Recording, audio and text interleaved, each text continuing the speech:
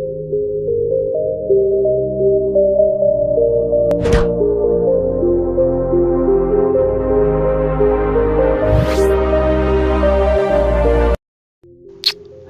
বন্ধুরা, সবাই কেমন আছেন? আশা করি সবাই অনেক ভালো আছেন। আজকে আমরা যে দেশটির সম্পর্কে আপনাদের বলতে চলেছি সেই দেশটির কথাই অনেক আলাদা। এই দেশটি অনেক ছোট, এই দেশটির চারদিক সমুদ্র দিয়ে ঘেরা, কিন্তু এই দেশের মানুষের মন অনেক বড়। এই দেশটি ছোট হলেও দেশটি অনেক ধনী। এই দেশটিকে স্মল পকেট ধামাকাও বলা হয়। আজকে আমরা দক্ষিণ ইউরোপীয় দ্বীপদেশ মাল্টার সম্পর্কে জানব। ভিডিওটি শুরু করার আগে আপনাদের কাছে একটি রিকোয়েস্ট, আমার চ্যানেলটি যদি এখনও সাবস্ক্রাইব করে না থাকেন এখনই সাবস্ক্রাইব করে দিন আর পাশে থাকার বেল আইকনটি বাজিয়ে দিন, আর ভিডিওটি স্কিপ না করে পুরোটা দেখুন। মাল্টার অফিসিয়াল নেম হলো রিপাবলিক অফ মাল্টা। এই দেশটি খুবই ছোট একটি দেশ। এই দেশের জল এতটাই পরিষ্কার যে আপনি এই দেশের ট্যাপ ওয়াটার থেকে সরাসরি জল পান করতে পারবেন, এত বিশুদ্ধ এই দেশের জল। মাল্টা 320 স্কয়ার কিলোমিটার জায়গা জুড়ে বিস্তৃত। দেশটির জনসংখ্যা অনেক কম।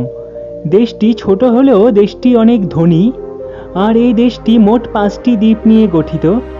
দেশটি বিশ্বের 10টি ছোট দেশের মধ্যে একটি। এই দেশের টোটাল জনসংখ্যা প্রায় 5 লাখের কাছাকাছি। এই দেশের 94% মানুষ শহরে বসবাস করেন আর মাত্র 6% মানুষ গ্রামে থাকেন।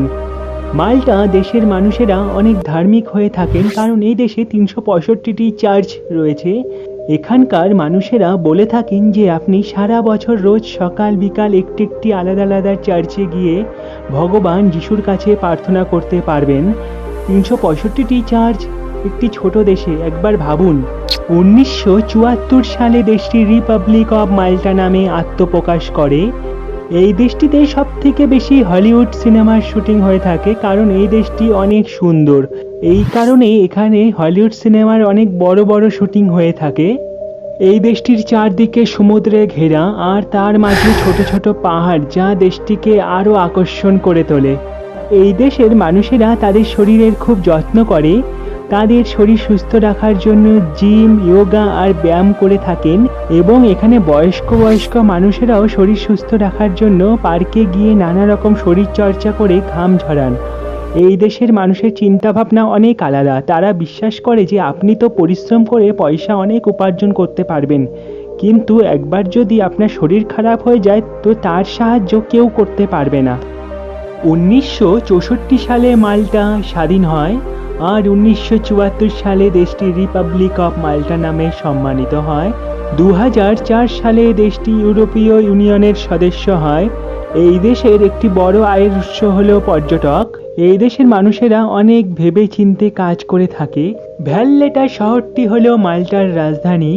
এই ভ্যাললেটা শহরের বিকেল খুব সুন্দর হয়ে থাকে, কারণ এখান থেকে সূর্যের অস্ত্র খুব সুন্দরভাবে দেখা যায়, যা এক অপূর্ব সুন্দর দৃশ্য। এছাড়া এই শহরের প্রধান আকর্ষণ হলো দ্য গ্র্যান্ড মাস্টার্স প্যালেস।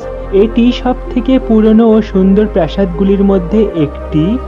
এই প্রাসাদটির খুব কাছে রয়েছে রিপাবলিক স্কয়ার। নানা রকম ক্যাফে আর রেস্তোরাঁর সুস্বাদু খাবারের স্বাদ পেতে এই জায়গাটিতে পর্যটকের ভিড় সারা বছরই থাকে। এই কারণে এখানে যখন পর্যটকেরা আসেন তো সব থেকে বেশি আনন্দের দেখা যায়, কারণ তারা এখানে সব রকমের প্রাকৃতিক সৌন্দর্য দেখে থাকেন। আর আপনারা যদি ওয়াটার স্পোর্টস ভালোবাসেন তো আপনার জন্য এই দেশটি বেস্ট। এখানে আপনারা নানা রকম ওয়াটার স্পোর্টস খেলতে পারবেন।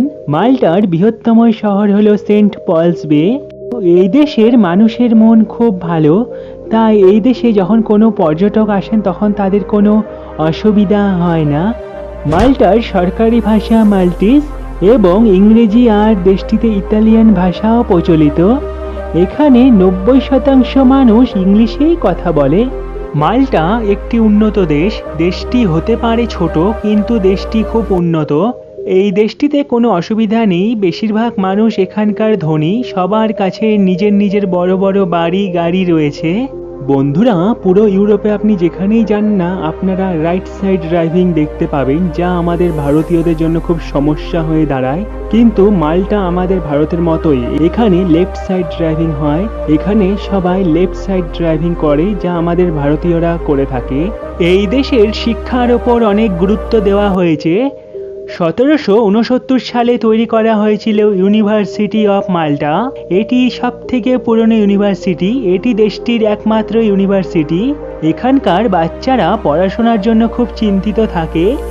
এখানে রোজ সকালে যখন এক লাইন করে স্কুল বাস বের হয় তা দেখতে খুব সুন্দর দেখায়। এই দেশের সরকার চাইল্ড এডুকেশনের জন্য অনেক সাহায্য করে থাকে।